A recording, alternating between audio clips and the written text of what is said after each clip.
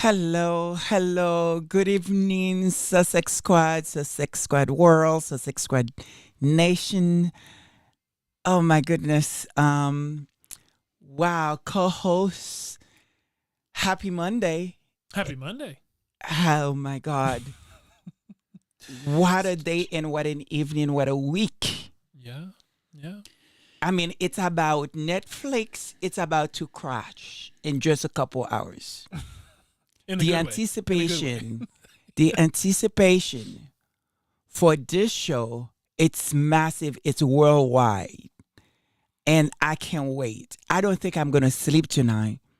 My hope is would be because they might sort of put it up by midnight, and what that would mean is that Royal Sussex probably will have a marathon, and I'll be so on. So I'm gonna get my coffee, even though I'm not a coffee drinker. But I think What? I've been As we sipping learned- and What? I've as been we learned sipping on last coffees Sunday. What because is of you. that? Last As week, last Sunday was last crazy. Sunday was crazy because you guys loaded me with caffeine just so I can stay up, and I have no idea how I make it through the show. But anyway, tonight we have a packed show. So how are you guys? How you is week been and what is going on? I am excited for tomorrow. I'm excited for the Sussex squad. I am excited.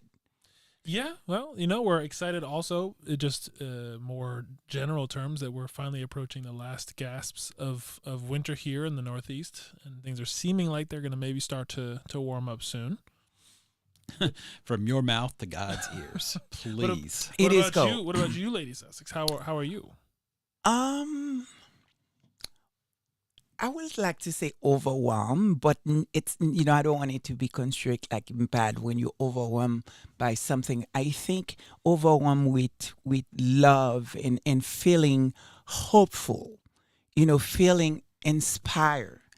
And the way I'll describe it is like sort of being inspired. It's back because for a very long time, it's almost like, at least for myself. I'm speaking for myself that I feel like where do you go to be inspired? Where who's in the world stage that can inspire? What leader that is can stand out in this moment that we find ourselves in to inspire us. And so to looked at Harry and Meghan, specifically Meghan herself, to be inspired by her, to, feeling happy for her, and the way I see it, it's like you can't write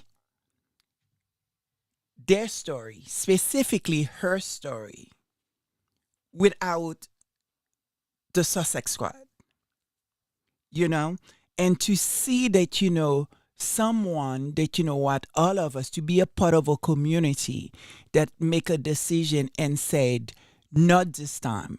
We're not going to let you, sort of, I mean, take her away from us like you have done with Princess Diana, that we stick our neck out. We've been called all sorts of things. We deal with troll. We deal with everything under the sun, and included, what, put jeopardize our own self to defend someone that we feel like injustice was done to or was doing to her, and we wanted to be there for her. We see ourselves, we see many people that perhaps we didn't have a chance to stand for, that who's take away from us so soon because of social media, so to speak. And to now see her on the other side, see her winning. And for me, for myself, it's like I feel like I'm winning. I feel it's a win for the Sussex squad. It says a lot about this community, what we stand for, what we have achieved together. So that's how I looked at it. Maybe people see it wrong, and it's not like try to sort of say, because I do think the Sussex squad should be a part of that story. You can't tell that story without, involving the Sussex squad, because I do believe, and I continue to believe that, without the Sussex squad, you know what, I think the story would have been very, very different. Very, very, very different. And so yes, I am excited. I can wait for tonight, tomorrow, and I feel inspired. I think this is a woman's story. It's a human story. It's all of us story. You know what I mean? It's what it means to be, yourself, and to be sort of like, not allowing others to define who you are, and fight even when all the stakes seems like it's against you, and you're fighting this massive power for love, not for nothing else, for love. And to see us, this is where we are. And to see her winning, to see her, like, I don't know. I this is where I am. I feel motivated. I feel inspired. Of course, I have maybe like, 20 page of paper that's due that I've not even start touching, Only 20? 20, I was thinking today, I'm like, oh my God, 10 years from now, maybe 5 years from now, nobody gonna start writing papers because they will have AI to write it for them. It's gonna be a 5 very, years. I know I'm digressing. That is literally happening as we speak. Oh my God, that's gonna look weird, but I digress. So, Charles, what is going on with you? Should we just jump, because we have a packed show? We do have a tonight, packed show. and we want to make, room for Royal Sussex to come in, because I know he's gonna come fired up, because I'm telling you. Wait, does anyone actually know when? Did they announce when it's specifically coming on? Like, to your point, it could be midnight, right? It could be midnight, because, the last time with her podcast, they sort of, release it like at midnight or something like that. Who knows what they're going to Because do? they are doing Because- they're doing all the episodes at once. They're doing all. Yes, it's a and standard I'm drop. telling you, it's going to crash. And she take on, oh my God, she take on Times Square. My God. So- Yes. Yes. Anyway, So, well, we should just say hello to everybody. that's right. First of and course. foremost. So, Black Queen, hello. Gwen Daniel, hello. Dolores Williams, so good to see you again. Susie Q, always a pleasure. V. Thomas, hello. Cookies and Cream, I mean, you guys are just amazing. So, thank you so much, Rosanna Smith. Avid reader, thank you guys so much for hanging out with us on this Monday. You And we guys hope are you had awesome. we hope you had a good session at the gym, Black Queen. And we're glad that the timing worked out, that you were still able to join. There That's you go. right. There you go. The power of the Sussex Squad community, is incredible. If someone would have told me one day I was going to join, a community, online community, I probably would have said, nah, not me. Yep. And You- here I You'd be like, am. what? What? What's that? And also, just so we know, Avid Reader does say that it's coming on at midnight. We see, I told See? you. So you've got. I We can told track you. it down. I told you. Yep. So, So let's just jump in. Royal 'Cause- Sussex, I'm going to be waiting for you, because I know you're gonna bring it. I hope you're getting some good sleep. Because How are you gonna listen to how are they gonna do that? How you gonna do that though? You gotta Do what? watch Baron and the show at the same time. oh yes, I could multitask. You know what I mean? Listening to him, because you miss a minute, you miss a day, you miss a lot, and I'm not missing anything, especially not tonight. Well, there you go. Nobody So- prays it like he does. Yeah, it is hilarious. So, Marshar, hello. Karen Warner, hello.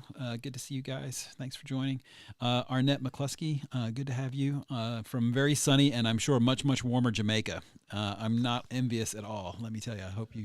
Somebody's talking about it in Jamaica now. Yeah, I know. Oh my God, I'm so But- jealous. By the way, that is also hilarious, Diane Hawkins, about remembering what it was like to have to turn the TV set on early enough for it to warm up before you actually wanted to watch anything. Really? I don't think a lot of people remember Oh, I do. What do you mean? what that's. Yeah, so she's like, what? Like, do you warm up? You the actually house you with actually the have to warm TV? up the tubes in the TV so it actually have the picture.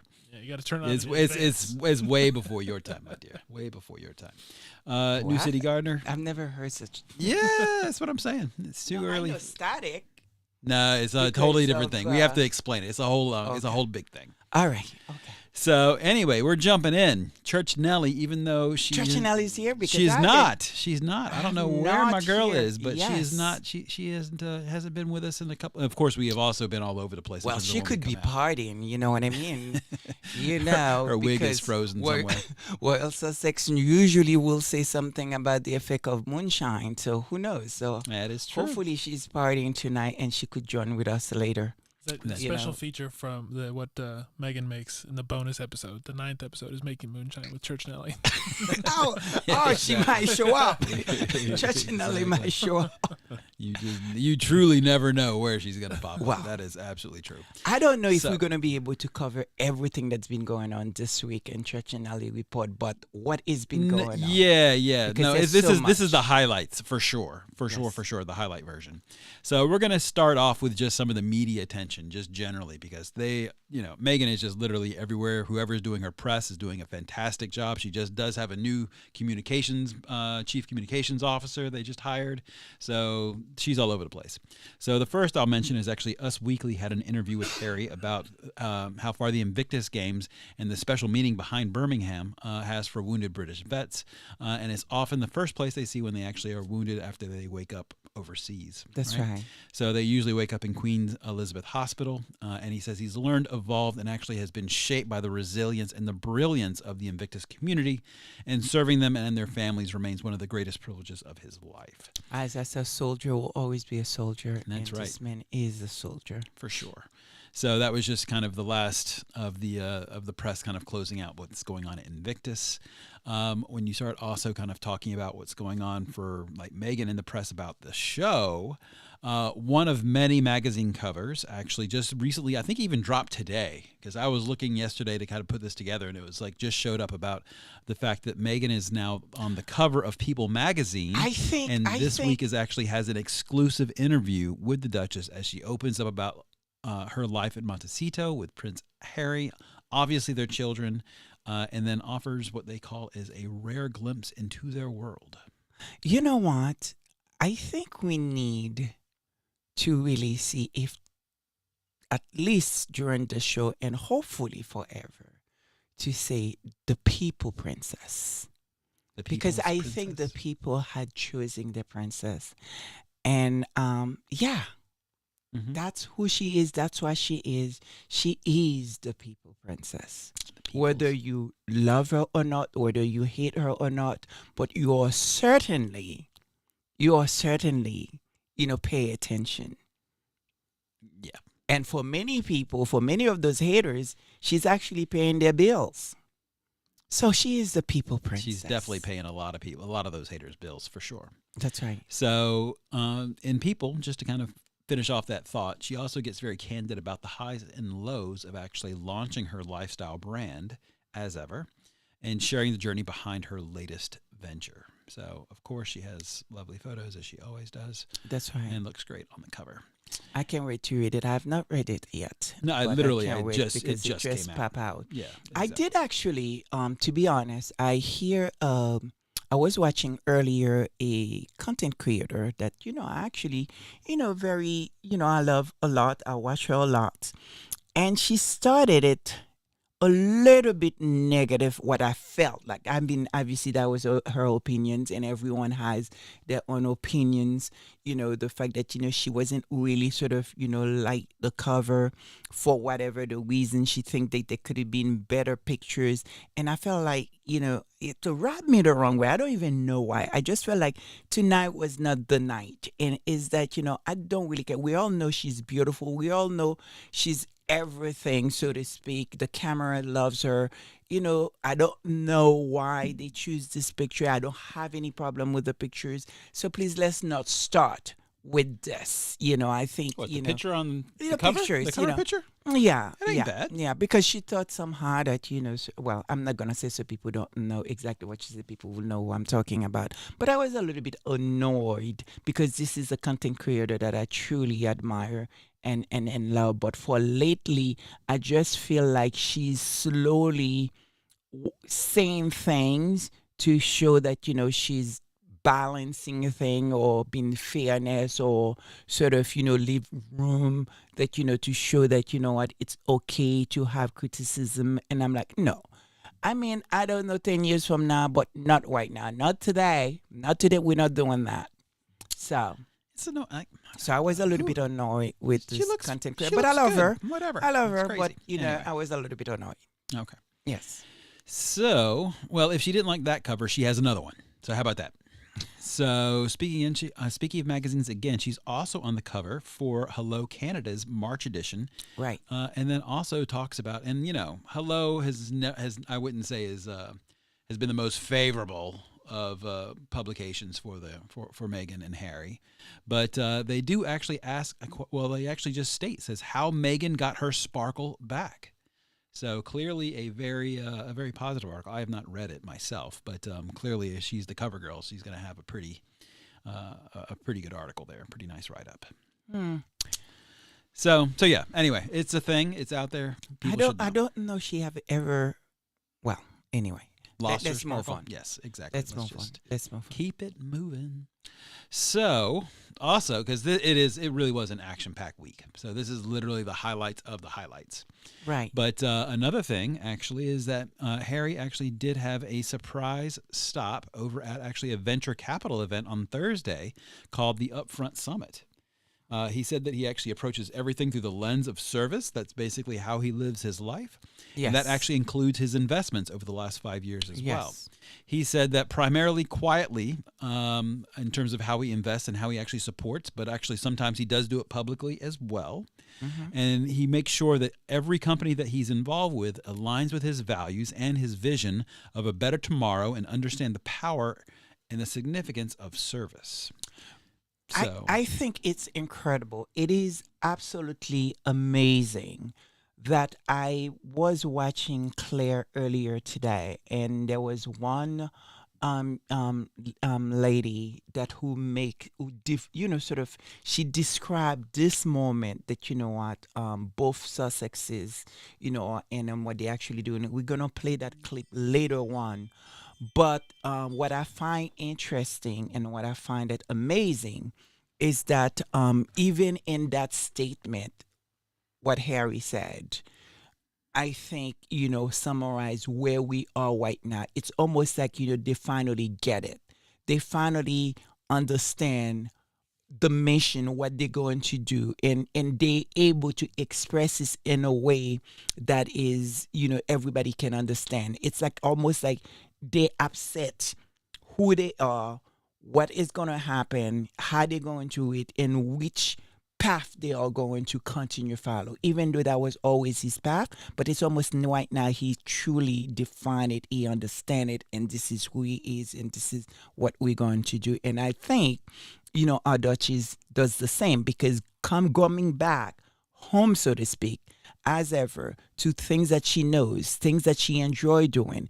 And I believe a part of the article I heard, because I haven't not read it, where she mentioned, someone said, a content creator who read the article, say that, she said something to the effect that, Harry saw the sparkle on her, for doing things that, she's loved and she's coming back to. And so you can see they understand this is who we are, this is what we're going to do, and let's go for it. And we are seeing the success of it. And so later on, we'll play that clip. I think that particularly TikToker, probably a Sussex Squad member, really describe this really, really, really, really, really well. yeah. So with that, actually, he also mentioned specifically, actually, some of the kinds of investments that he also does. Yes. So things like mental fitness, carbon sequestration, early education, as well as veterans employment, just to name a few. Right. And then also, actually, at the same event, Serena Williams also popped in as well and spoke at the Queen, summit too. Yes. Mhm.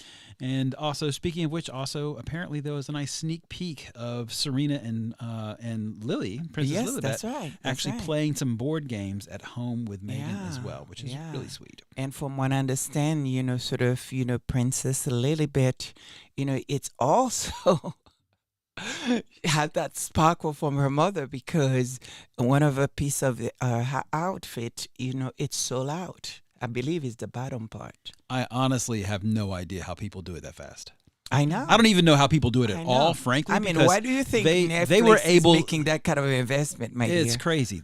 I mean, you could see a shoulder, like Meghan's shoulder. That's the only right. thing That's in the all I said. picture. I wouldn't. In her shoulder, Yes. and then through that And I'm a picture fashion girl. of just her shoulder, they were able to get her entire outfit. I know. And I'm a fashion I'm like- girl. It's not like I don't And it's not like, and they did it. It's not Yes. like they kind of did it, or like it could have been. It was like definitely it. because It I was don't amazing. believe there is a press release because very often that celebrities or people that are famous like that they will have a press release on what the person is wearing, because but I don't believe that is the case because she bought her stuff. It's not like anything donated to her or give it to her. So it's incredible how people could spot And these things. that is true, right? And perhaps that may change some point. I mean, she's making her whole like empire, so Right. perhaps that will change over time because she should. Frankly, I mean, she makes these people lots of money. I mean, she does it. That's her thing. Like she does it really, really well. Why not? And she used But to the have point a- is that like it's been going on for years.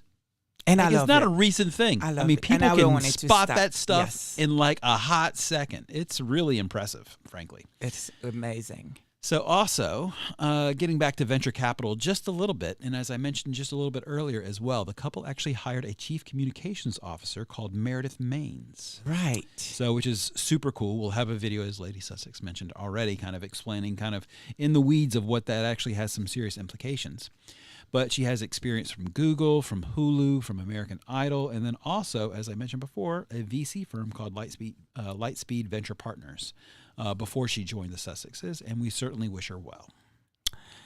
Yes. I just want to Yes. add this. It goes back a half a second to the last conversation, but I just appreciate this contribution as always from our co-hosts in the chat. From Diane Hawkins agreeing with us, she says it is incredible to me how those in the know in the ID the fashion as soon as possible, buy them out before I can even close my gaped open mouth. It's so true. That's exactly what it is. Exactly. Absolutely. Exactly. Yep.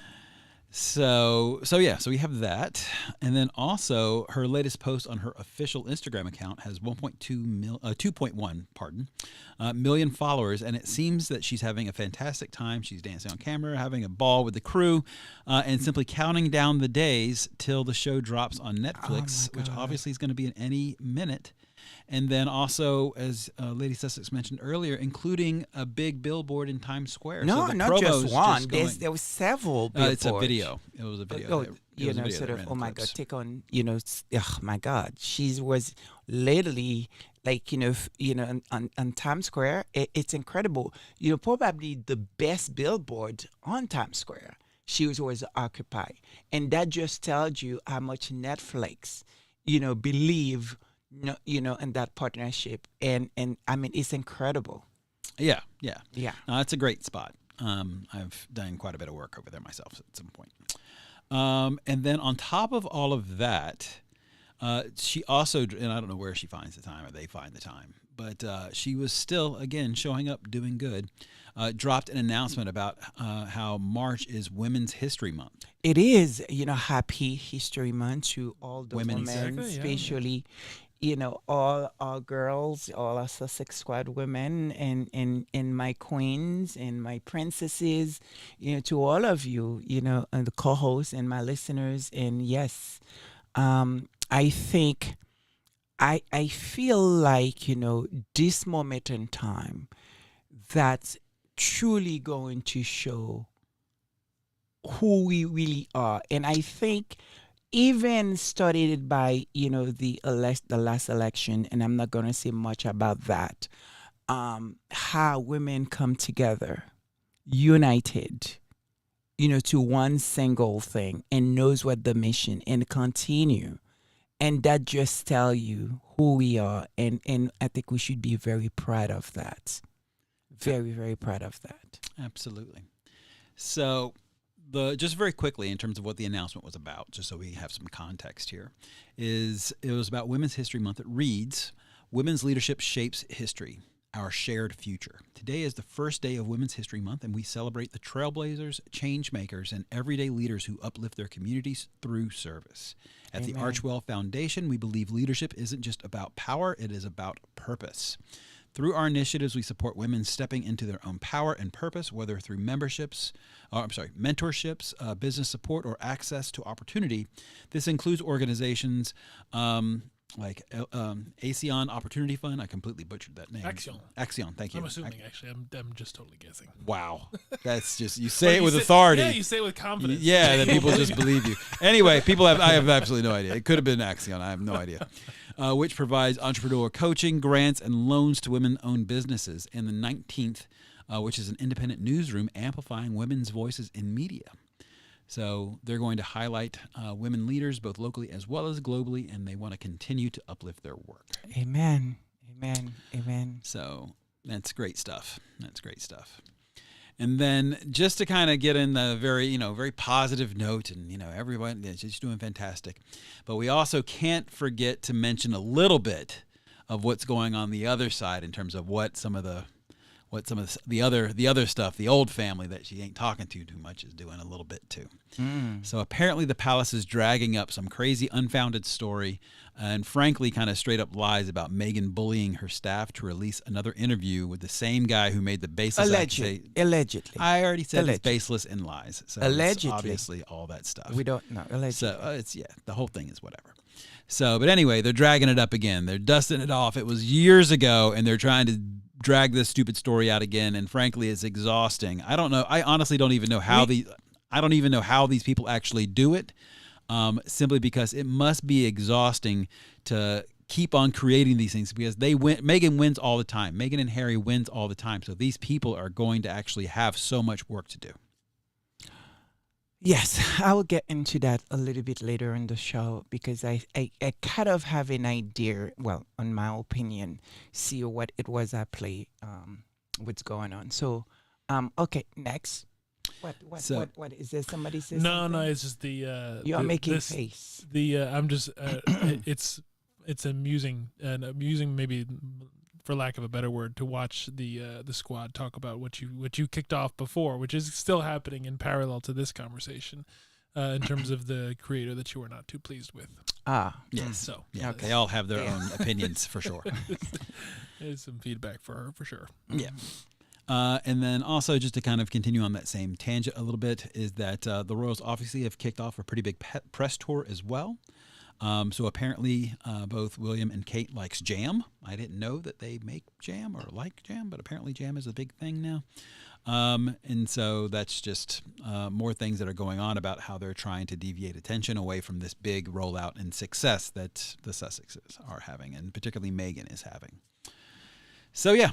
So that's basically it. Everything from like a Northwestern T-shirt that's obviously, Meghan's alma mater, then she's trying to pin that over on Diana, to all She's these other on things. fire. She's it's on fire. all this crazy stuff. So anyways, that's where we are. It's obviously at a fever pitch, That's because right. there's a lot happening. And it's going to continue. Yep, that's right. And from what I understand, that, she also have a podcast that's going to be debuting, I believe next month. So I'm telling you. Yeah, they're keeping those palace people busy. Yes. People, there's job security. Whoever's doing that has some serious job security, because it is not stopping. Okay. So, Connie Bummer. So that's it. That's a wrap for what's going on for Church Nelly. So for the Connie Bomber community update, Lady Sussex, I know you want to talk about somebody who you know. Someone I know. I wonder who that is. Okay. I hope you're going to tell us. Well, It shouldn't be a mystery. Otherwise, this whole segment's off. Though. That person will pop up on the screen. So let's just see here. It's actually really much more of a comment or a statement or an act, so to speak, to the Sussex squads, because of something that I was saying. Okay. So I have a big favor to ask you, my co-hosts that were listening, and to my listeners.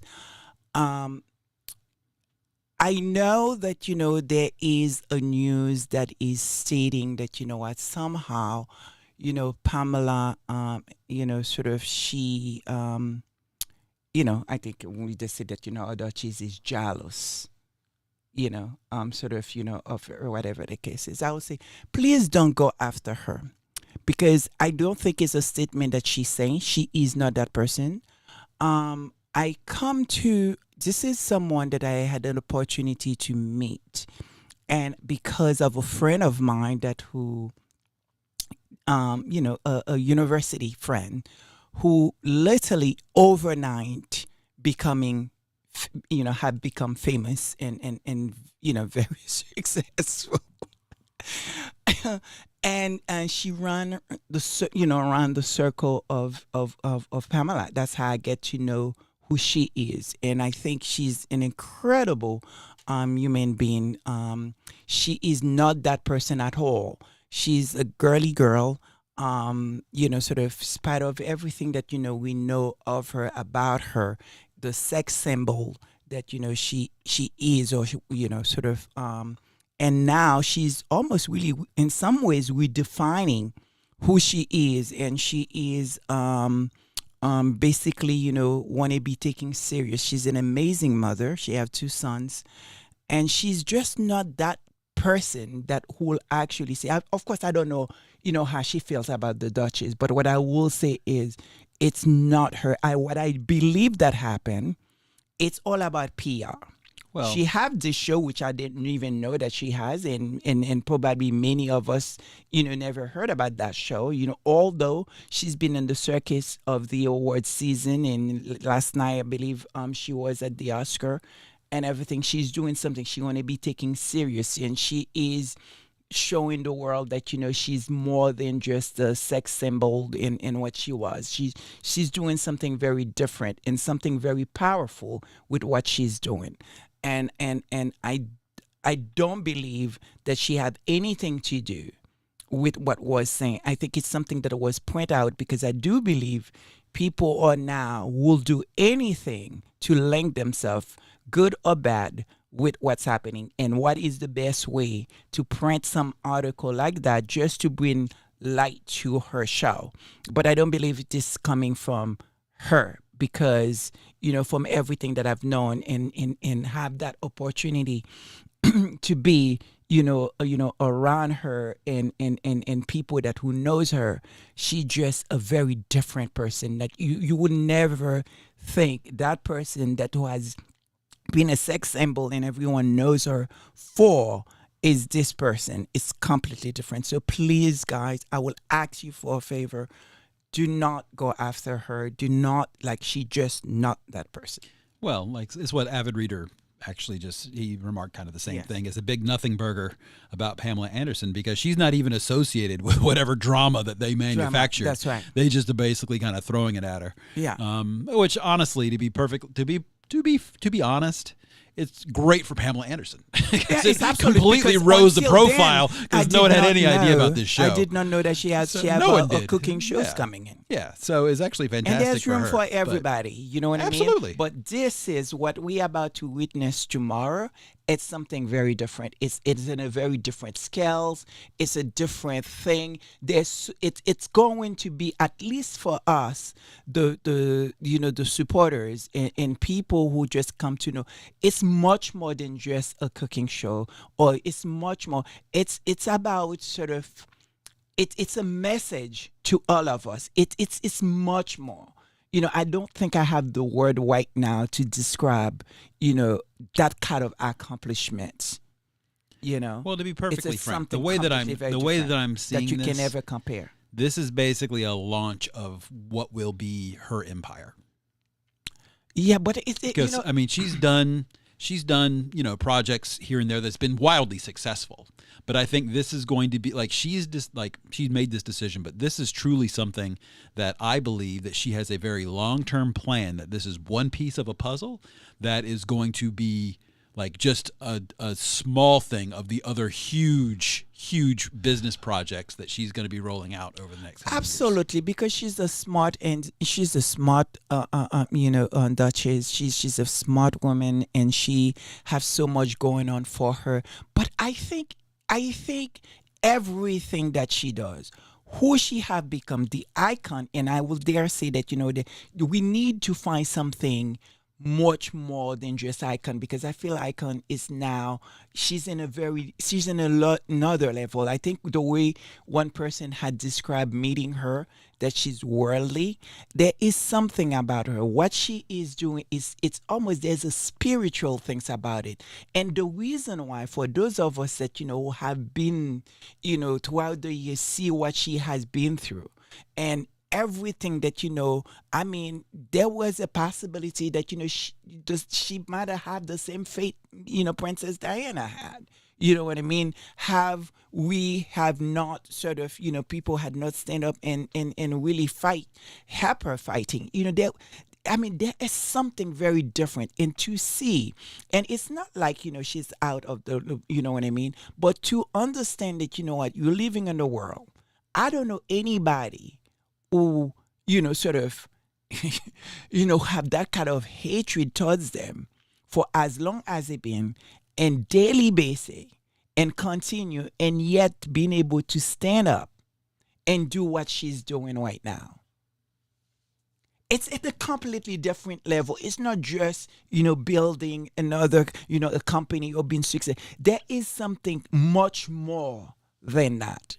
And I don't know if we will find the word, if I will find the word right now, but there is something here that's going to be written for years and years. And I truly believe, in the walls of university, they will try to dissect this, to try to understand it, because that is not something anyone yet can say they understood. Because just because, the amount of, I mean, just this week, we see what they try to do, what they have been trying to do, you know what I mean? Just to, shut her up, or whatever it is that they've been trying, and unsuccessfully. We're talking about, mega folks, right?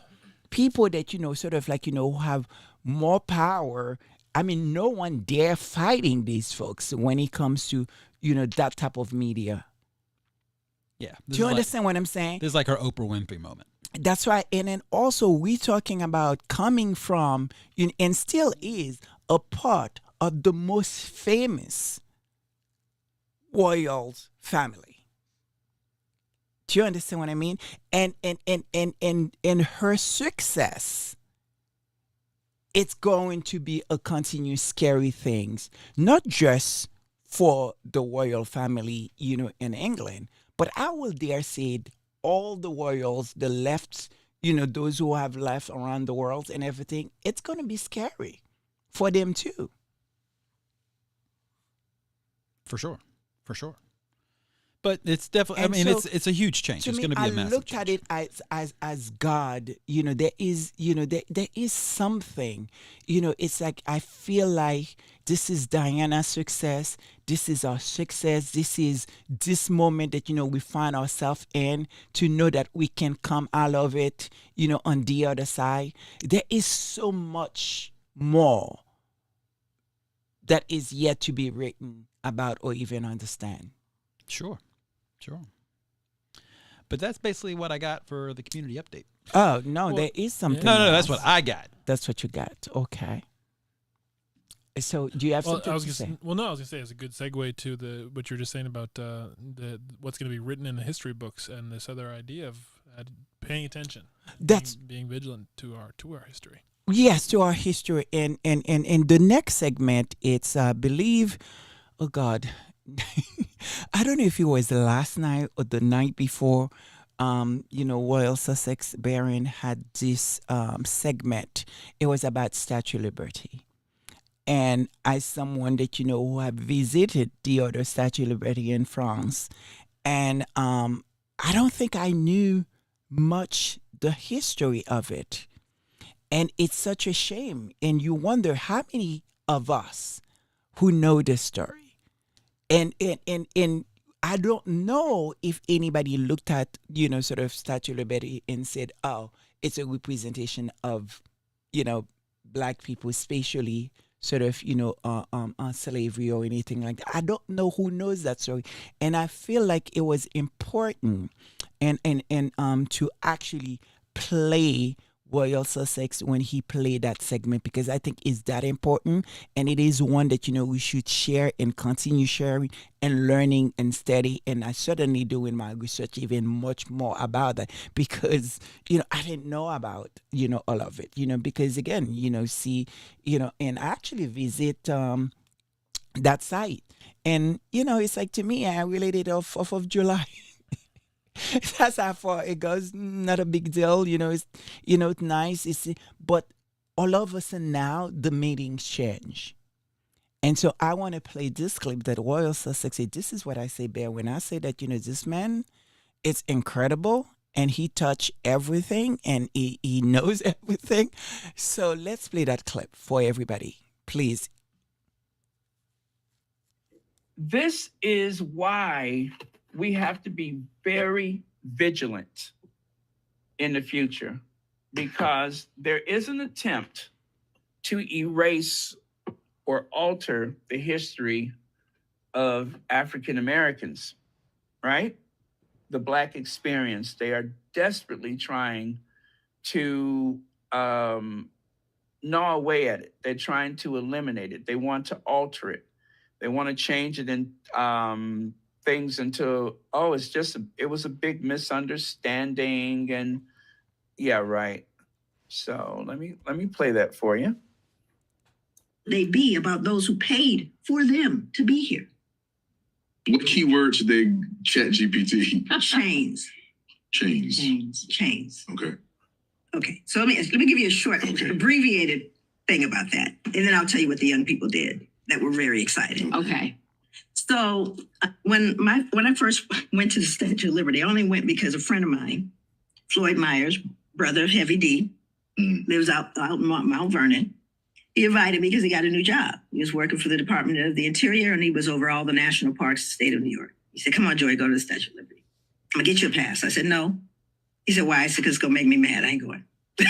So come on, Joy.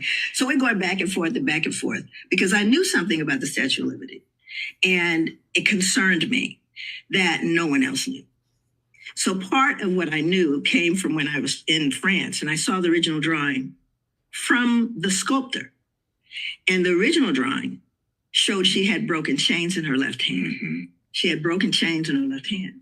It was commissioned in 1865. Important, right? End of the Civil War, That's right. slavery, That's right. Pretty important. She's a statue of what? Liberty. Yes. So the chains represent the broken chains, the shackles. Was the end of enslavement. That's what the liberty we're talking about. So she's no longer holding chains. Matter of fact, she's just holding a rectangular object with a Roman numeral on it, because the United States insisted that those chains be removed. But the sculptor insisted too. He said, the chains must remain. And the United States said no. Who won? We did not. We did win. We did win. Right, we got them all. We got the chains. The chains are there. Okay, take me to it. Her feet, yeah. where it is impossible to see them under any circumstances. So this is truth hidden in plain sight. So I feel some kind of way about that, right? So I'm thinking, Floyd just got the chain. You don't want to. Right. Yeah. He said, "No, go on and bring it." So I brought it to his supervisor. I said, there's nothing in this entire exhibit, and this was in 2007, that shows the change. You show us more than we ever want to know about that statue. You show us how thick it is. You tell us why it turned green, because it was copper and oxidized. You told us who got involved, who was involved, the Eiffel guy. You tell us everything. You show us every part, but you never show her feet. Because you see, once you show those chains and there's broken shackles, you have to then explain them. And America said no to that. So I said, I would like to myself pay for a picture, someone to come and photograph that and put it on exhibit like everything else. And his boss said no. I said, I'm sure that we could probably find a Black sculptor right across this water, Black sculptor that could sculpt just that part. He said no. I said, okay, then I'm gonna tell on you. So I travel all over the world telling on them about the chains. And I get a call from the Department of the Interior. And they asked me to come. They fly me in, they apologize. They say, we have been negligent and we want to fix this. And we would like to hire you, Dr. DeGroot, to, just maybe train all of our rangers. which I did. And then, of course, it came a second time, and they had indeed a picture up there, and everything was great. And I said, okay. Then I came a third time. Okay. Undercover.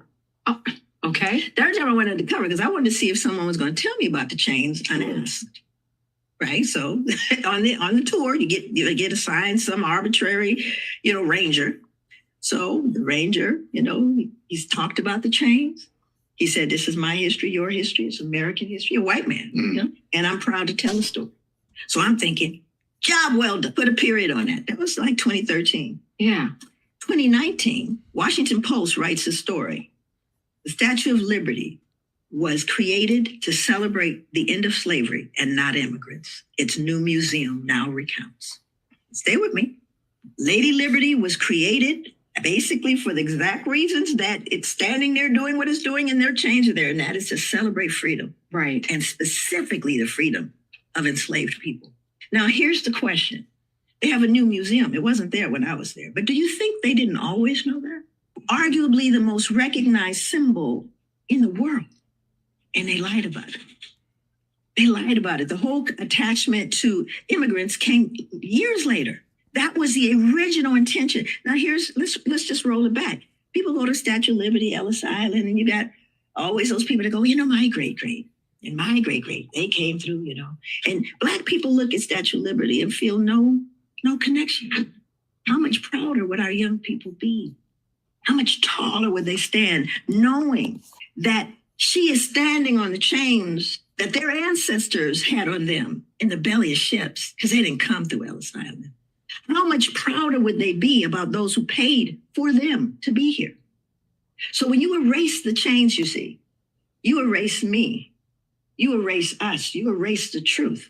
And what the reality is, which to me is much more phenomenal, and that is we can walk there and say, no, this statue is mine.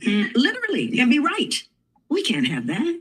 So back to the young people. I told them the story. Yeah. Oh my, they were tore up. They were like, what? Right. Right. So they're coming around there. They're like, wow, we didn't know that. And what can we do? These 11th and 12th graders. And I said, keep learning, keep supporting each other. All of the things that I could encourage them with. But a week later, the woman who brought me in for that 3-day training, she said, I want to tell you what happened. The boy Rittenhour, the boy who shot the people during, I think, Rittenhouse. Yeah. Rittenhouse. Yes. That's it, Rittenhouse. Mhm. I think I deliberately don't know his name. That's right. But anyway, he was in the same auditorium I spoke in the next week, and they shut him down. The youth shut him down. They stood up. There was nothing violent. Them and some of the college students just stood up in the audience and said, not here. And he took his whole little entourage and left. When people know better, they do better. And we cannot expect people to educate our children about who they are. There is a disincentive for that. They absolutely don't want them to know. And they now made it a rule that they can't. And the reasoning, and I'm a social scientist, so the reasoning behind it is, to me, troubling. It's really troubling because they say, it's just too upsetting. It's going to upset the children. It's just too harsh a story. Martin Luther King, Rosa Parks, my book, and everybody else, I'm in good company, been banned. My goodness. There's so much to unpack here, but because we have a big show, but I think, I'm not going to go into, because I think she says it all. But I think it was really important to hear it again. If you did not listen to Sussex, his show, I believe it was 2 nights ago, if it wasn't not last night. I need to get some sleep. It is important to tell that story, to document that story, and actually, learning about the story. And what makes this so really important to me, it's looking at us really right now, what we're doing, with the Sussex squad. It's telling, Harry and Meghan's story, because we know there is an effort, in my opinion, to erase them. If not now, maybe later, their story. because as we see, and I mean, it's my opinion, the whole idea of try to replicate everything that they do, I have not been giving a reason why. There's nothing that stands to me if said that, you know what, we want to make sure that, you know what, the others do exactly or similar thing or wear similar thing. So when we do, you know, maybe later on in the future, we can completely erase if anybody ever Google something or everything, then it will be those two. Like I feel like there is something behind the whole copying stuff. It cannot just be for nothing or just, to get at, because really, why would you want to sort of, it does not make you look good that, you're following everything someone else is doing, especially someone that, you say, well, we don't know, but at least from everything we have read, that you don't like. Yeah. So, and it's not like, history have not tell us that that is possible. Yeah, we did like a whole series on that. Exactly. And so I think, Centuries of it. document everything. It's what's happening, the good, the bad, and continue telling, this story for this time, this moment, especially what about to happen tomorrow. It's something, in my opinion, I don't know, at least not in my generation, I don't think that's ever done, before. Like, I don't know. I don't know. So that's all I'm going to say. I just think that, what, we need to tell our story. We need to pass it on, and it is important. It is important because this is who we are. This is a part of us, and who are we if we don't know where we come from, and if we don't know our story. Exactly. To your point, not just pass it on, but to return to it.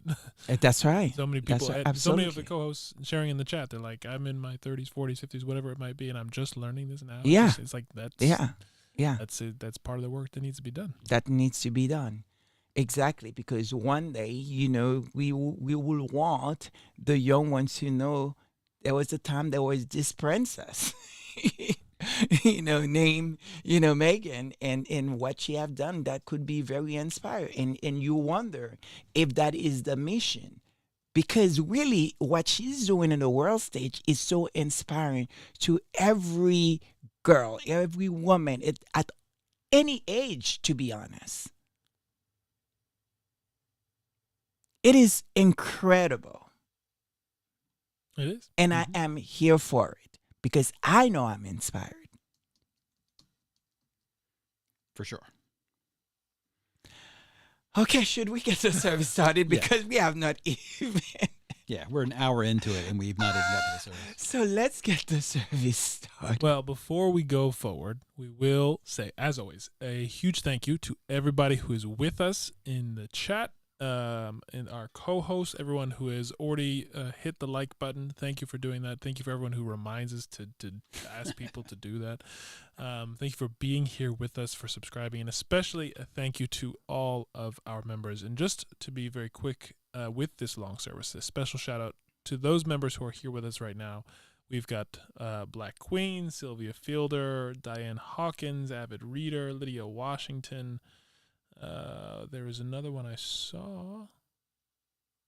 Is that all we've said for our members so far? There's probably a few more that just haven't posted recently in the chat, but thank you especially to all of our members because you really do make a massive difference in terms of the show happening mostly every week, every Sunday for the most part. The time of the day changes certainly, but it is thanks to your continued support that is possible. So thank you.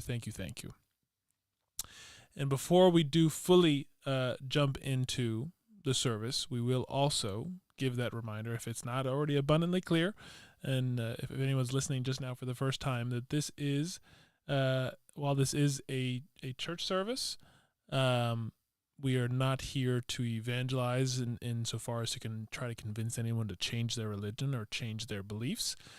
We are here to highlight those who we believe are doing good work on the front lines, and really to ask questions and to do this sort of thing of even revisiting these ideas that we believe are important to revisit.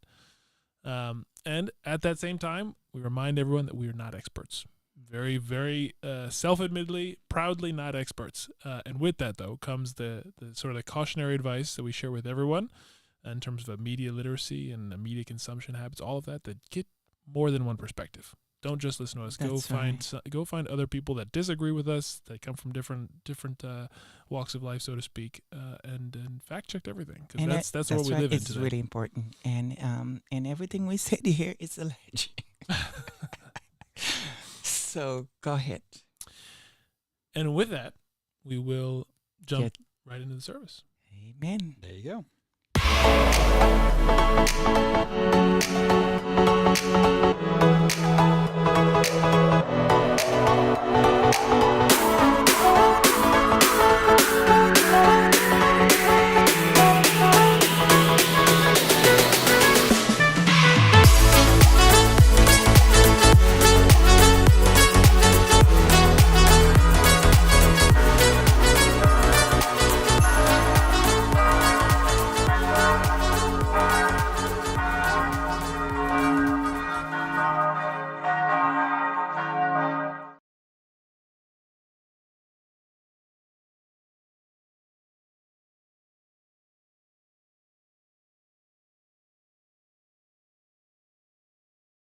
But we are going to do something very different. Oh boy. We're going to let someone I deeply, really, really care about, and that is his favorite words that he's very often used. And it is a word that I will let him tell you. So let's play.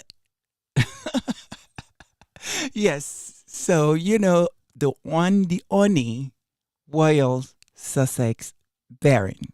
So, go ahead. She is a conspicuous woman designed to stick out. Do you guys remember that from Sister Act? When Maggie Smith, when she played Mother Superior, she says, absolutely not. She's a conspicuous woman designed to stick out. So now you guys could understand why I want to look into this word, because whenever he brings that out and he actually say it, he never really truly really go in detail, explain himself, but I get it. And so I wanted to look into this word because there is so many things that is going on. So many of these people fit this. And so, Charles, where is this word coming from? And, Okay. So What let me is the just jump meaning in. of So it? first of all, it comes from Latin. You yes. should know first and foremost. It's also been around for a while. It's been around since the 1545. Mm. So it's quite conspicuous in and of itself. But what it means is what you would think. It's very straightforward. It's obvious. It is obvious. So it is obvious to the mind or eye is what conspicuous means. So for instance, if you make a conspicuous change, or if a bird has a conspicuous red head, that's what it means. Another way to say it is attracting attention. Mm. So it was a conspicuous success Mm. is another way to actually you could use the word. And then finally is the last is which is basically a marked by noticeable violation of good taste. Interesting. So Okay. that's what it is. It's one of those words that definition sets itself up really well for the what is it? The who's on first kind of joke. So what does conspicuous mean? It's obvious. No, I know. What? Just tell me, what does it mean? It's obvious. Exactly. Yes. I'm sorry. It's I late. know. I know. I know you looked at me like I was crazy when I gave you that word. Go ahead. Well, no, it's an interesting word because when you spend time looking into it, there is one sort of very common use case in terms of sort of the academic journals and things that have been written about it, which actually is worth just in that sort of spirit of reminding everyone and talking about these things that are important. It's one of those things that's actually worth talking about just because it manifests itself in each of us psychologically, whether we realize it or not, and to be aware of it actually you can save money kind of thing. But there's a couple different journals. There's three actually for this word. The first one is actually gets right to it, that effect specifically. It's the Veblen effects in the theory of conspicuous consumption. So Veblen is actually published the sort of this theory of conspicuous consumption over 100 years ago at this point. It's like 125-ish years ago. And I'll just read the beginning of this journal just to orient us in what that even is, this theory of conspicuous consumption. And he just writes in his celebrated, this is by the way, the author of this actual journal, the authors rather, are Laurie Simon Bagwell and B. Douglas Bernheim, published in the American Economic Review in 1996. Mm-hmm. So what they write is that in his celebrated treatise on the leisure class, Thorstein Veblen, in 1899, argued that wealthy individuals often consume highly conspicuous goods and services in order to advertise their wealth, thereby achieving greater social status. Veblen's writings have spawned a significant body of research on prestige and status goods. And I'll just kind of skip around here just because there's some interesting ideas. So Veblen effects are said to exist where consumers exhibit a willingness to pay a higher price for a functionally equivalent good. So it does the exact same thing, but you're willing to pay a higher price for it. Anecdotal evidence suggests that they may be empirically significant, especially when it comes to markets for luxury goods. Our customers do not want to pay less. This is according to one marketing manager, our customers do not want to pay less. If we halved the price of all of our products, we would double our sales for 6 months, and then we would sell nothing. And The Economist in 1993 emphasized that retailers can damage a glorious goods image by selling it too cheaply.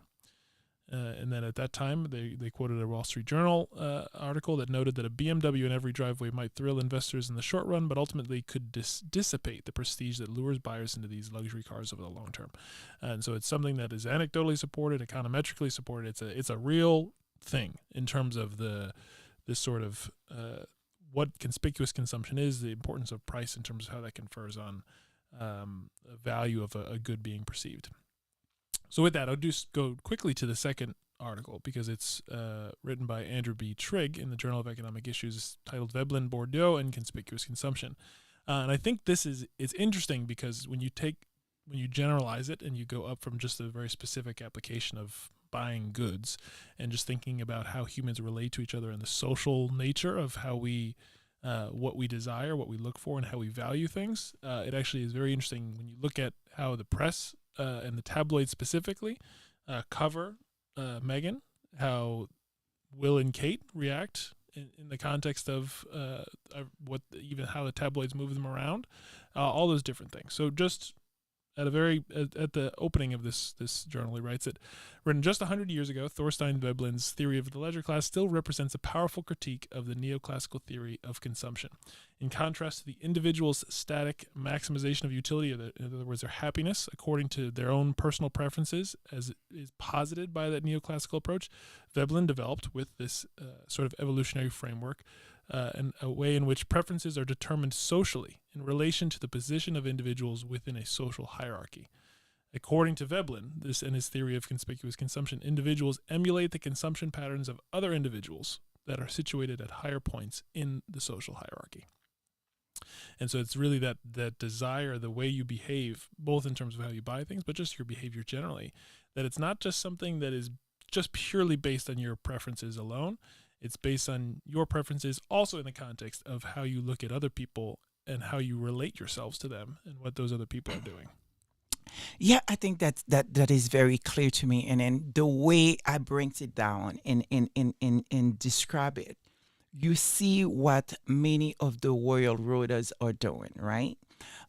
In my opinion, they invent the whole protocol things just to make themselves feel superior, just to make themselves to feel special.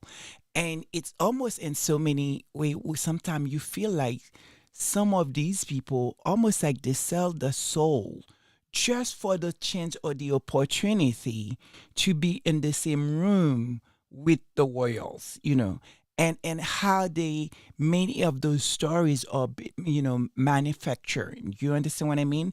And you wondering why, and it's very obvious. It's very obvious when you looked at, what, from, sort of, how, they are in the room, they are dancing with the royals, they are doing all these things, and then yet they are complaining that they cannot pay their rent. Or the way they speak, with this sort of, way that, what, like, that superiority. But all of it is about try to sort of, what, have this status that I work for the Royals, or I go through Kensington and for a party, or I'm dancing with that woman, That woman. that woman, yes, so you seen, yeah, I mean we seen pictures, and we also seen the vulgarity coming from people you would never thought that will actually write things like that, and then having a lunch, the next day or the day before, whatever, with that woman. Do you understand what I'm saying? And you're like, what are you trying to prove? To me, it's very obvious. It's just the association. And we've seen that a lot all around, even the meeting itself. Do you understand? To see that, again, a person that I really don't feel comfortable talking about another woman, but the way she allowed herself to be a part of, what happened to our Duchess, or they try to compare, or they try to sort of say somehow she's in this level that, our Duchess is not, and you cannot compare the two. And it's very obvious, the whole copycat, all everything. And we see them this week that then all of a sudden that, she's baking a cake, or she's doing, something. It's that has to do, with baking and cooking. It's like, since when? Or to the fact that, what, we know that they have not done a sort of a work things together about maybe a year now, and then all of a sudden that, what, we are out and we are showing, we are showing love, we are holding it, like, what is this all about? It's so obvious to me. And so to me, there could not have been a perfect word. And every time Royal Sussex said this word, I know exactly what he's getting into, even though he never really truly getting down and describe the word, but it's very clear. It's very clear. Truly, they're not. I don't think they're fooling anybody.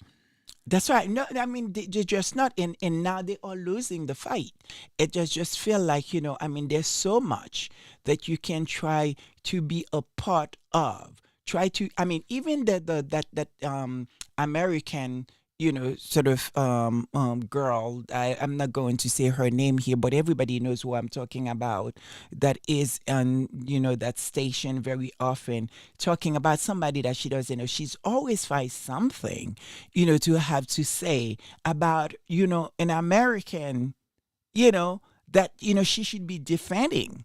And she's going after and then defending these people that she probably, over there, that she probably, I don't even know if she ever even been to England, as far as I'm concerned. More so that she will ever be invited in a party to be with these people that she's invited in, sometimes even crying for. It's like, really? Yeah. Where is the relatable here? What it is that you're crying about? Is it just money for you because you got to pay a bill? What this is about? Because it's very obvious to all of us. Because at the end of the day,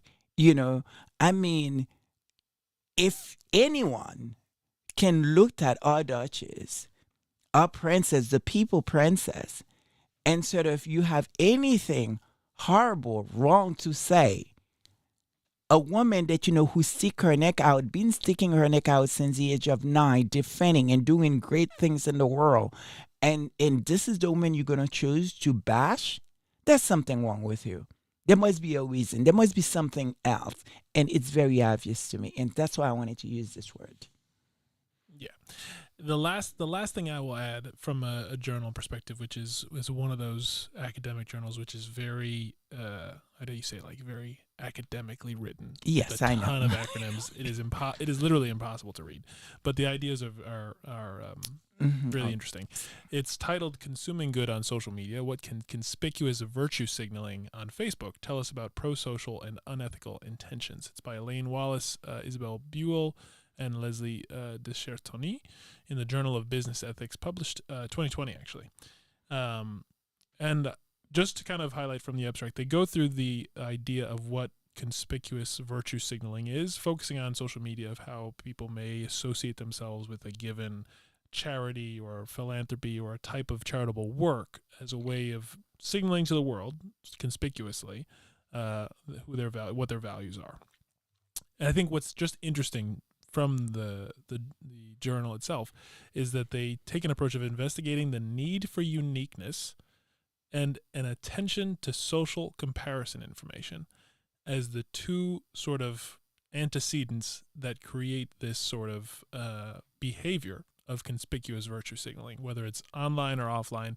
And then they go even further and analyze, when you do that, for people who do have that sort of behavior of conspicuous virtue signaling online, what does that mean in terms of their self-esteem and how they see themselves and compare themselves other than what they go and do with it, and whether or not they're genuinely looking to donate to charities or if it's just virtue signaling alone.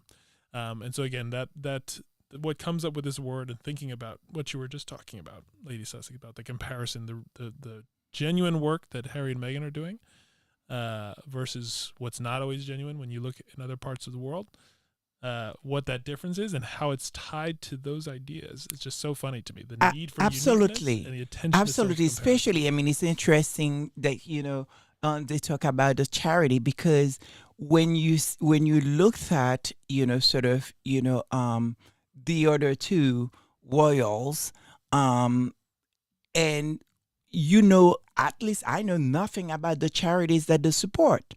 As a matter of fact, the last I heard that, one of them didn't even attend, something that he should have attended because he is the director, whatever that he is, the president, I don't know, patron, whatever the case, didn't even show up.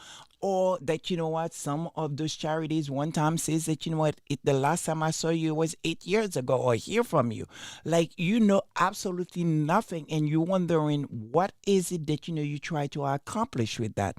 When you looked at, what Harry and Meghan and the People Princess, it's doing and have been doing for years before, enter the royal household.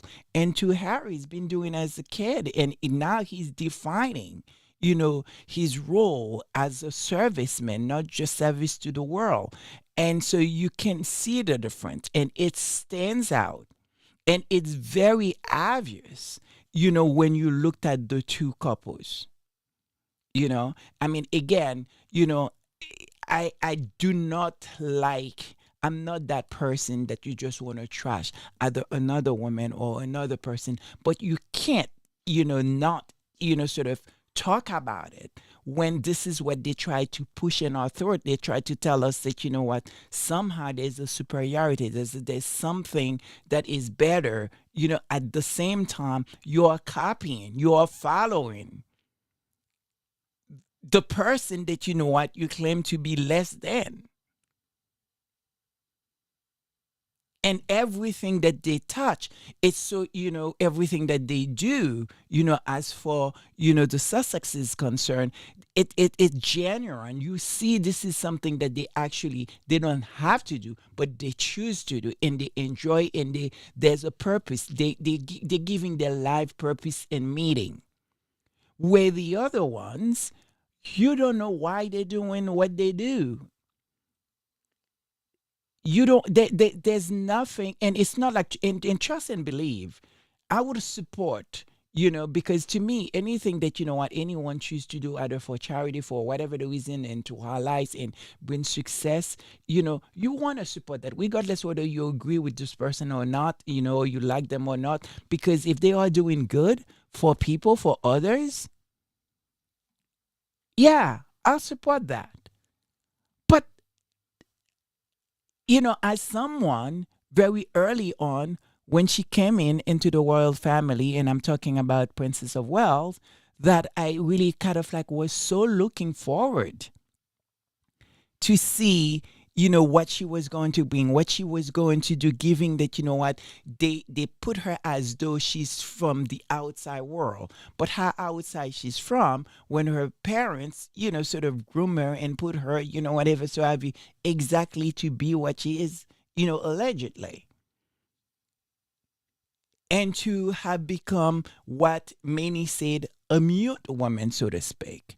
So I don't know where she stands up on women's issues. I don't know where she stands on a certain type of charity. It took her a year before she sort of, coming in and us seeing her, at facilities of illness that, she had. There's so much that I think she could have done and should have continued doing, sort of, and I would love to, and I would support that.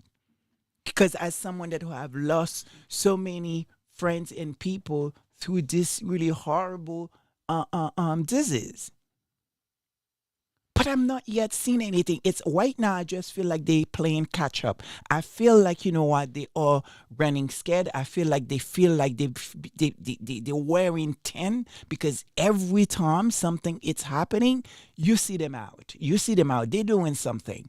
You know what I mean? It just kind of like it's put a bad taste on people's mouth, because there must be something that what, they can do that can be unique to them. Well, I think what the word you're looking for is inauthentic. That's what it feels like.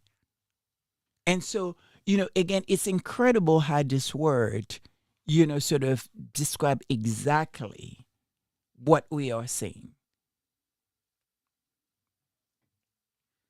Right? Yep, I think so. Power of words. Should we do the next one? It's Yes. just, people, we have to find out which of those episodes when you made that decision at the very beginning to focus on words. Okay. And to go back to And so for our next she word, quickly cuts that off. Like, nope, not sending people back there. no. As ladies, I say, watch this space. When she cuts off, it's like, no, we're not talking about that no more. And so for our next word tonight, it's another one that, sort of, many of you probably know, I've seen this before. Rachel Maddow, it's someone that I watch, it's someone that I admire. She is a Rhodes Scholar, and she's an incredible, brilliant, and smart individual, not just someone that we report the news. The way she tells stories, the way she's a storyteller, she's an incredible, and I really admired her. And I have not been really into news these days or watch the news, but I was actually watching her through YouTube. Those clip things, because I thought the thumbnails, whatever, sort of was interesting. Caught your eye. To what she was talking, and I put it on. But really, where my head was, I had just finished, listening to Royal Sussex, so I was thinking about what about to happen tomorrow, and it was a couple of days ago, and I was thinking, like when you're thinking, and I told you guys that before, sometime I feel almost like, God speak to me in a way that's really weird. If I need an answer, if I'm thinking something and something will come to me, or I will see this, if it's not a vision, it's something somebody say. It's like something that probably don't mean anything to anybody, but it means something to me. And she ended the segment and said, the word that you are looking for, ominous. Like, are you talking to me? Did you hear me? Were you in my mind? Do you know that I was looking for a word like that? And that's exactly what she said. And so I wanted to look at into this word. So what is the meaning of this word, Charles? And where did that come from? Yeah, so it is also Latin. Uh-huh. And it is also quite old. Mm-hmm. It is from 1580. And also, very rarely, it has one single definition. It only has one meaning. Repeat the word just in case if I didn't pronounce it well. Ominous. That's right. It is ominous. And so what it means is being or exhibiting an omen. Mm-mm. That's it. And the thing which actually is very interesting about that is that ominous didn't always mean that something bad was about to happen. If you look closely, obviously, you see the word omen is more or less kind of in it, which gave the original meaning more of being a sign of events to come. Whether good or bad, it basically just means that this is a sign for things that are going to happen in the future. It ultimately comes from Latin, as I mentioned. And so it is both kind of this ancestor ed as well as a synonym for omen. And it is incredible. After I looked at, after sort of, have this word that I know that had so much to it. And I was watching, actually not watching, but listening to Ivy. And guys, if you did not see Ivy show last night, please go watch it. Because I think, a part of her shows, what she was talking about, what to come, especially when it comes to the royals, is exactly fit the meaning of this word, what to come. And what to come into the moment that, we find ourselves in right now, still try to figure out where we are in this world, what place, everything that we are seeing. What is this moment that we are in? Is it good to come? Is it bad to come? Where are we? So, yes. So, Josh. Yeah, Are you done, Charles? Like I said, it's straight Straight to the point. That's right. it is an interesting word in that sense because Keep repeating the words, please. which word? Ominous. Ominous. Because of that nature, that it is very direct, as Charles mentioned, of what it actually means.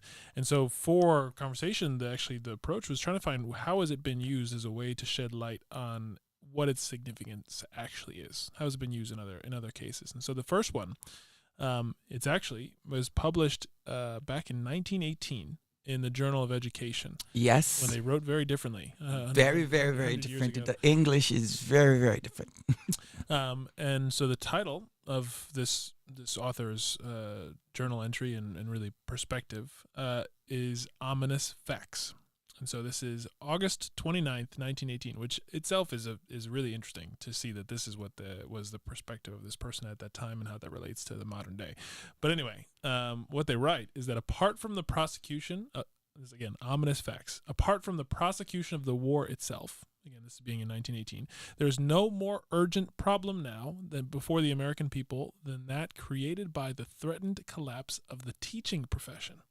Collapse is an extreme word, but so is the emergency it describes, the drafting into other work of large numbers of the most capable teachers, the continual opening of new doors of opportunity to thousands of others, the utterly inadequate financial provisions for the majority of the remainder. These are no longer matters for debate. They are facts, and they are facts ominous with disaster for the nation. Joseph Swain. And that struck me, just because of the usage of it, is that it is not only it comes across as not being not only something that is foreboding of an omen of some of events to happen, but also of the significance of those events that you're talking about on a broader scale of change.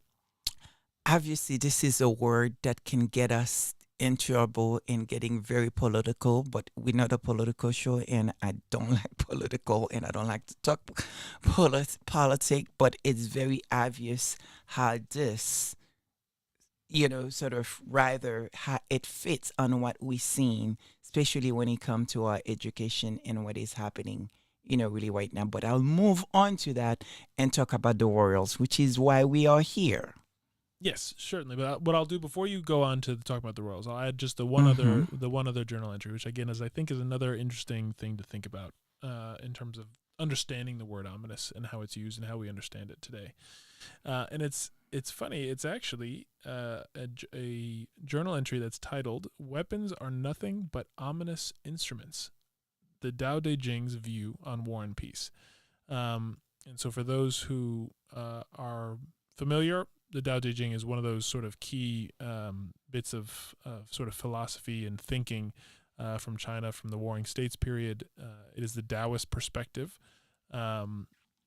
And what's interesting is that looking into this word and that idea that the describing weapons as nothing but ominous instruments, in this case, it's with that ominous being translated as ill-omened or unlucky. And it reflects that Taoist perspective. What's important is not just the fact that sort of all of the deep sort of philosophical threads that come out of it, but specifically that idea that it's not just about weapons being ominous instruments because of their function. It's also described that way as sort of a moral and a cosmic warning. And the fact that the use, in this, again, according to the Tao Te Ching in this perspective, that the very act of using weapons is creative of the very misfortune that you're trying to avoid. Absolutely, and I think the Sussex squads and our co-hosts can vouch for this. Very often, how do we describe the war against People Princess Duchess Meghan? It feels like a war. It feels like an attack. It's a non-stop, constantly. But what we able to see and what we see is happening, especially when it comes to, the royal road in support of the media, what they turn into. And how, for many, of those part of media where either people don't believe them anymore, or people don't really care about them anymore, or don't support them like they used, don't believe. Like, of course, there is a section, of the population that continue and who breathe the negativity and who enjoy the negativity and all that. But for most part, really, if you see the damage they have done to that institution, and it's a shame. Because it's one that, we are value. It's one that, we cannot do without, which is news. It's one that, again, it's one of those type of career that I would love to have if I was not too much an emotional person and I speak a little bit better than I do. That I would not make the story about me, so to speak. Because it's that important. This is something that, we lean on, that we are depending on our life and, depend on these people taking that kind of job, that kind of, what feel a sacred job seriously. And then we see what they use it for, to wage war against someone who done absolutely, in my opinion, and and many of her supporters, absolutely nothing. The only thing that they say she's done wrong, how dare she to fall in love with what they feel like is their prince, as if he was there just for them. It is a war, and we see even in all the way to the end of what we've seen this week and the last 2 weeks, because you have, out of nowhere, this man, was in 60 Minutes, and allegedly, because I didn't watch it, so I can't really comment too much about it, but based, on what's reported, that he seems to, either insisted or insinuating that, he's going to stand by, his accusation, allegedly that, somehow a beautiful princess, had bullied some staff. And I remember very, very well, they claimed that they was going to have a report out, and our Duchess was looking forward to seeing that report. They never did. Right? And so this is why this is really interesting to me.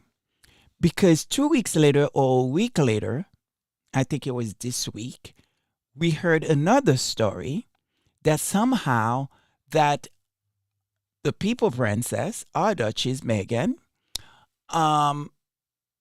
her agency who represent her dropped her again with the ideal story that, she's a diva, she's this, she's that. And I feel like it was a bad job. Is that how you say it, bad job? like sort of, when somebody, like, I feel like they were trying to link these two. There was something. Hit job. A hit job. I think they were trying to sort of, have these two stories, because if you watch the 60 Minutes and then you hear what this man said, and then now you hear that her agency is dropping her because of, this non sort of, didn't happen, they put those two stories. It tells me what they were trying to do is turn people off for not watching that, because they think people going to look at it and say, well, I don't want to, if she's that person and she thinks she's like to what, I think that's what they were trying to do. It was the last era, try to put something out there. And of course, probably tomorrow, we're probably going to see the Royals around doing a lot of stuff. We're probably going to hear more of it. But I feel like starting tomorrow, that fight have won. Because we're talking about Netflix here. We're talking about the most anticipating, show. I don't know when it was the last time or anything.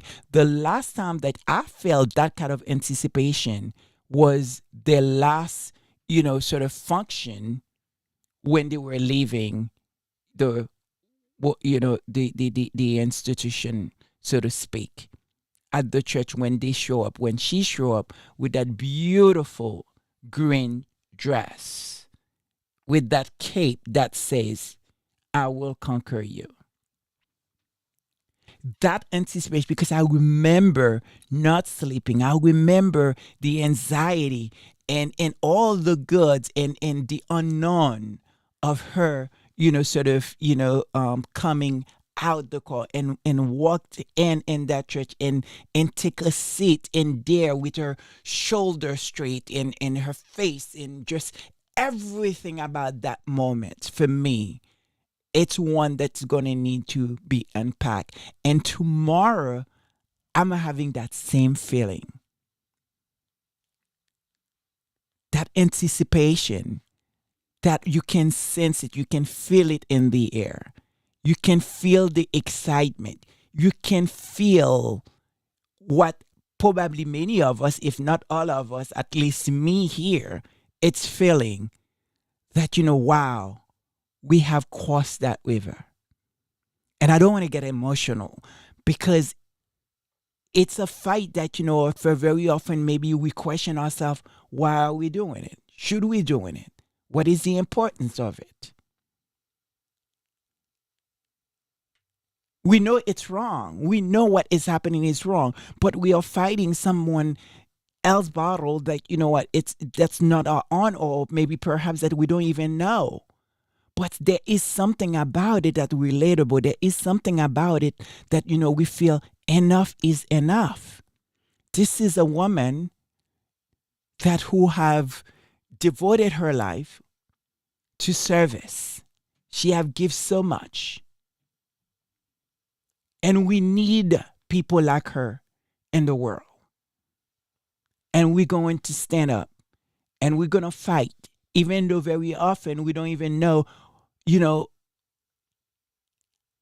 how to sort of, why, so to speak. We are fighting this entity that is bigger than if not just all of us, many of us, to where that, what does it have like, sort of, 2 cents. Some of us, probably would never have the kind of money that any of those folks have, or would never be, walk in the room that they are walking in. But there is something about them, about what they do, about the injustice of it all, that is so relatable for us to say, not this time. Not this time. You get away with it with Diana, with Princess Diana, which was the people princess. And I think it's fair now that, we have a new people princess chosen by the people. It's Meghan Markle. She's standing for something. She is something. She is everything. And she is something to inspire to. She is something to write about. There is something about her that is familiar to many of us. And I'll dare say men and women. Especially looking at this time, really right now, what is happening right now in the world. So, yeah, tomorrow, it's a special day. If not for many of us, all of us. Well, just That's who's looking for a winner, who's looking for a win, who's looking for a bright light in the darkness. Many of us feel like, you know what, we are in not knowing that, you know what, okay, what is happening around the world? What is going on? Do we have a tomorrow? well, speaking of tomorrow and the new show, just so we're all aware, it's in an hour. I think someone saw my co-host put in the chat. It might actually be midnight Pacific time. Pacific time. I'm not sure. So anyway, to say what I have to say, the anticipation is real. What is happening and what we are feeling in the air, what is in the air, is a testament to what we need to take away from this. Never hesitate to know that, you know what, you can do better. Or you can fight. Or you can come to the other side. Because I don't know if many of us will ever experience, in spite of the hatred that many of us felt, you know, from century, from sort of, I mean, the last 400 years, so to speak, knows what our ancestors been through, went through, and still going through. Again, maybe that's why the hatred against her feels so relatable, even though if it's not happening directly to us. But we know how that hatred impact every single one of us. Maybe that's where the familiarity is coming from. Maybe that's the reason why we look to each other every time our sister, our brothers have a win, achieve something, do something. We are happy. But we also know very often when we hear something bad happen, we all, especially in the Black communities, we're like, please let it not be a Black person. Where is that feeling come from? Why is that feeling? Why we feel that way? And to see the incredible work this woman is doing, spite of. And to me, it is just much more. I mean, you know, her success, what she is managed to achieve really right now, it's much more than just money for me. As far as I'm concerned, when it comes to the money, I want them to be a billionaire because I want them to be able to protect those two wonderful, incredible kids. I want them to continue, you know, have protection, and they're going to need a lot of it, unfortunately. And prayer and God.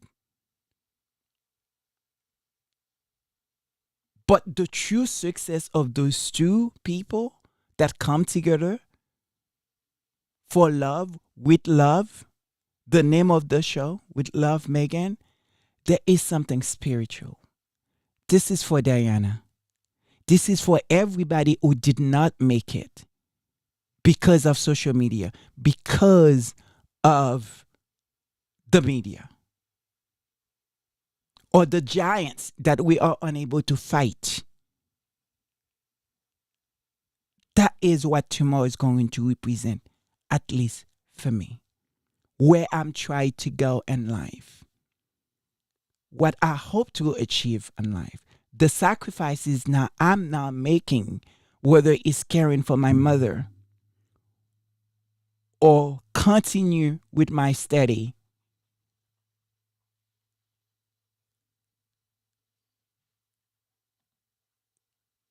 for that better tomorrow.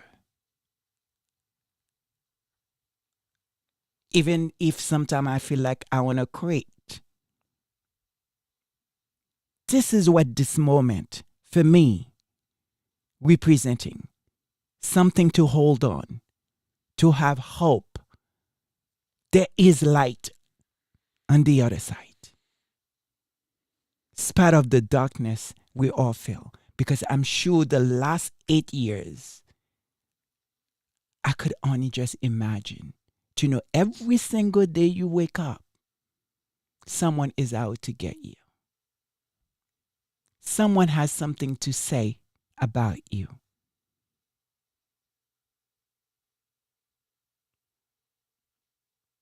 So that's where I will leave this.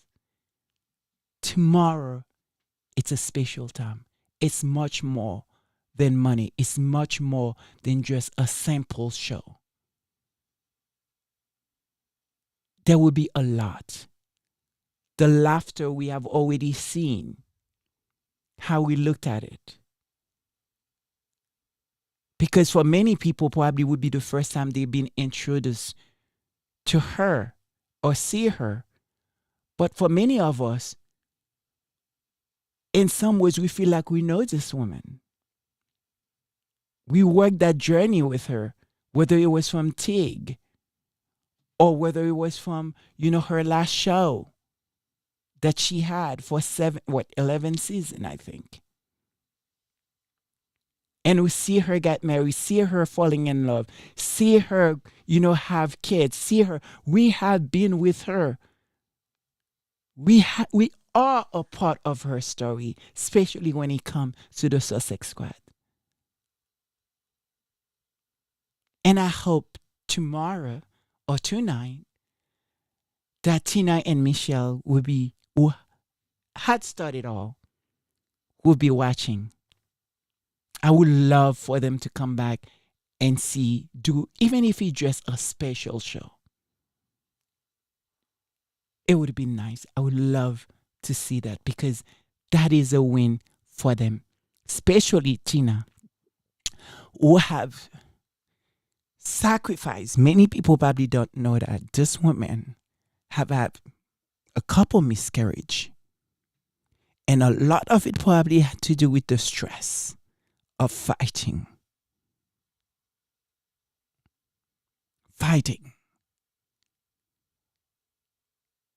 I don't know how much she had talked about it, and she had talked of it very little.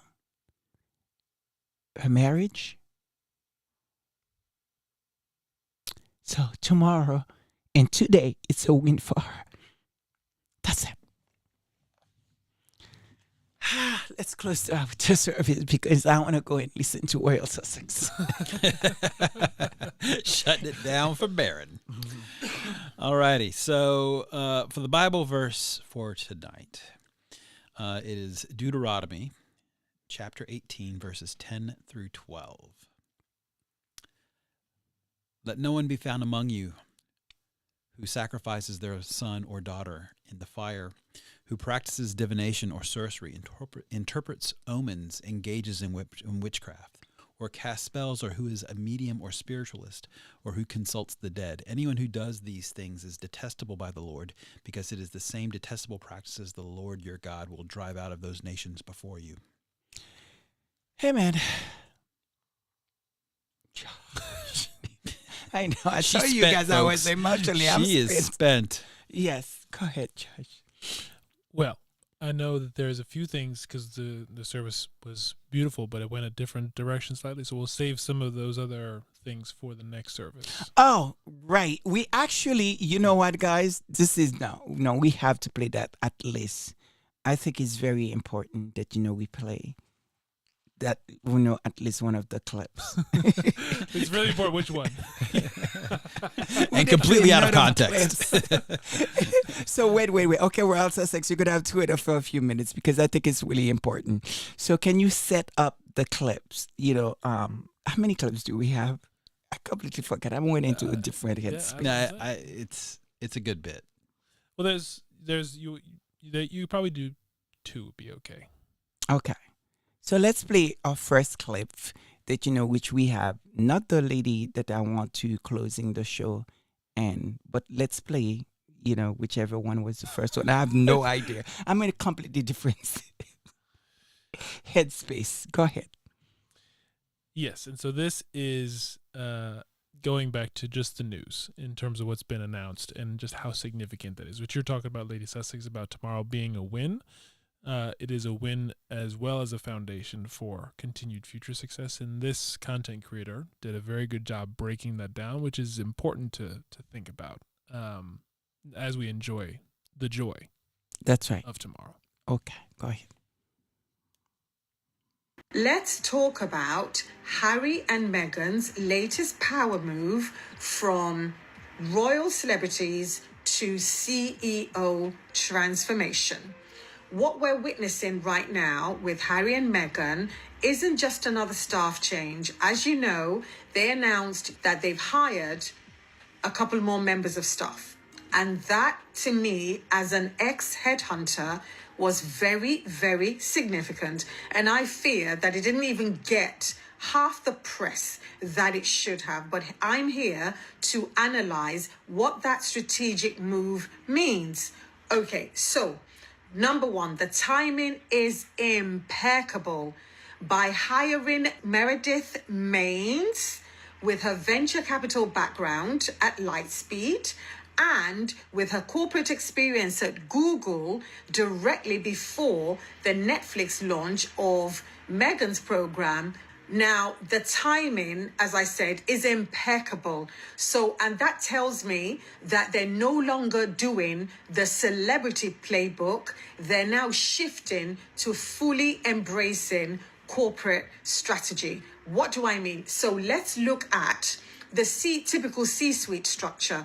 As an ex-headhunter, you have your CEO, president, whatever, at the top. Then you've got your finance director, or your chief finance officer, whatever you want to call them. Then you've got your marketing director. Then you've got your chief operations officer or your chief operating officer. Then you might have your chief information officer.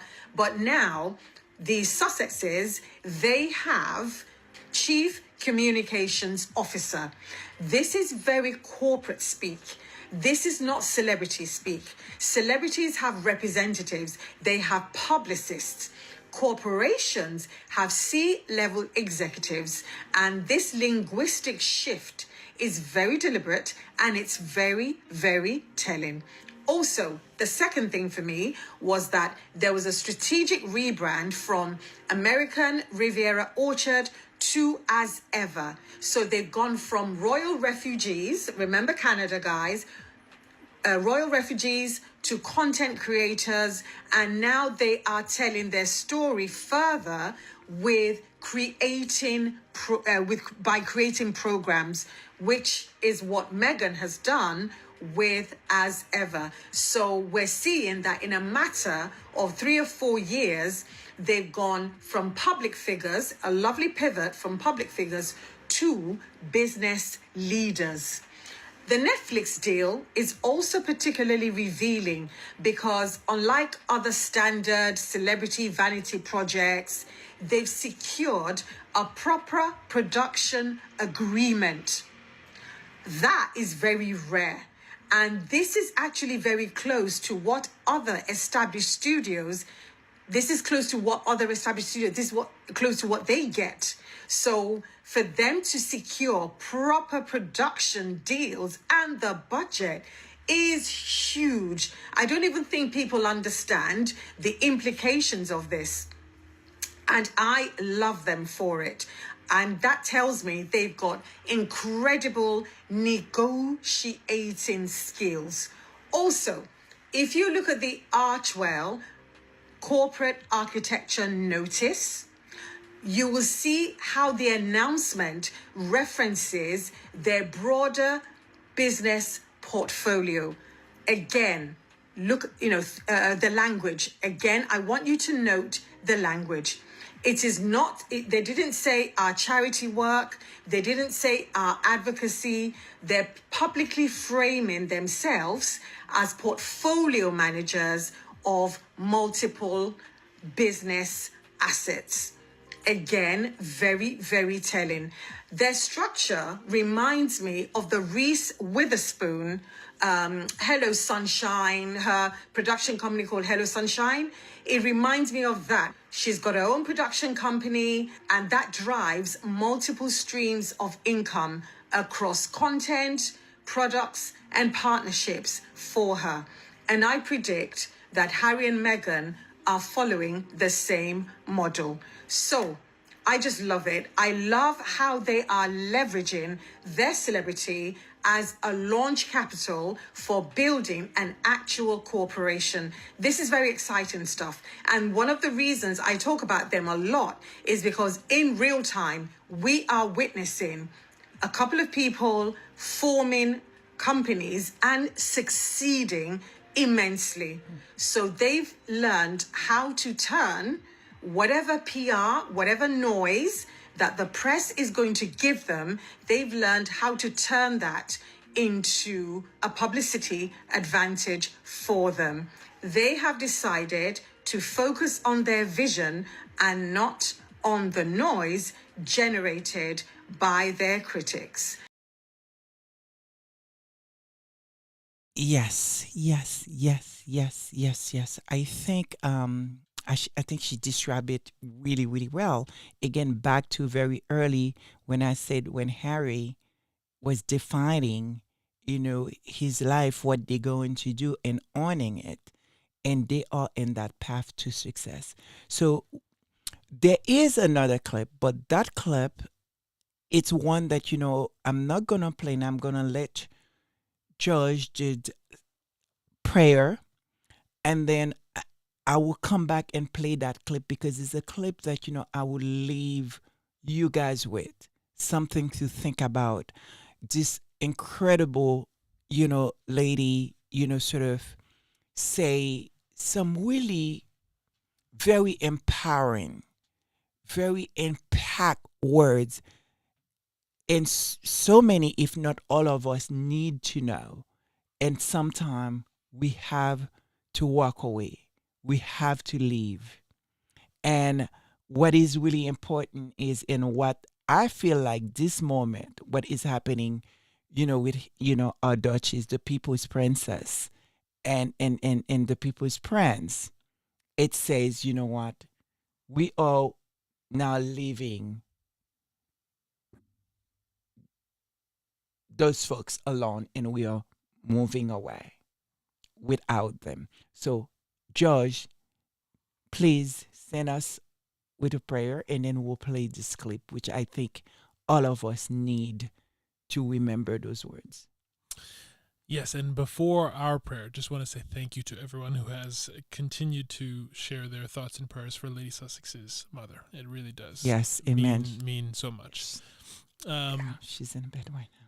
And as we head in tomorrow, it is all about prayers of joy and thanksgiving for how far Harry and Meghan have come and what tomorrow really symbolizes. And this is actually something, it's not exactly a prayer, but it's something that Lady Sussex shared with me and asked me to read because it really does capture this moment and what tomorrow really is. Because I observe a lot of content, and so sometimes it's like, to find sometimes words, and again, as I said, again, there is a way, I feel like God put things in front of me when I'm looking for it, or I'm looking for the message, sort of. And so, and I know if I would read it, it probably would be a little bit over emotional for me. So go ahead, George. For our princess, the people's princess, Meghan. She's a new kind of royalty, one that is chosen by the people, for the people. The public wants her, they need her, they see in her a reflection of their own struggles and their own dreams, and no amount of royal bitterness can change that. She's not just a woman, she's a movement. We're not just supporting Meghan, we're supporting every woman who's ever been silenced, every person who's ever been told to stay in their place. We're sending a message that we won't stand for the suppression of the voices, for stifling the truth. So it's not just about tuning in, it's about taking a stand, it's about choosing to support authenticity over tradition, truth over falsehood, progress over stagnation. It's about choosing to listen to the voices that have been silenced, to hear the stories that have been suppressed, and remember this isn't just about one show or one woman, it's about a movement. It's about breaking down barriers, challenging norms, and embracing change. It's about choosing a future where everyone's voice is heard, where everyone's story matters. So let's make that choice together. Let's tune in, let's listen, let's share, let's support Meghan. I tell you, I mean, it's almost like I wanted to know how was I going to close the show. I wanted to say something that meaningful, something to take away. And literally I could not find the words. I mean, sort of, and then to come across this, it was incredible, because that is exactly what I feel like this moment deserve and need in the takeaway. And we're gonna continue again with that, my prayer, which it's for safety, continue safety, because I know what that tomorrow, that success, what can come out of it. And we're not going to think anything bad. We're not going to talk about anything bad. We're going to stay positive. We're going to stay in love. We're going to stay with God, because we know it's through him this is even possible. But I also know what she has done, what Harry has done, what the people princess, the people prince has done. Him leaving his family behind, spite of everything. Sometimes this is exactly what you have to do.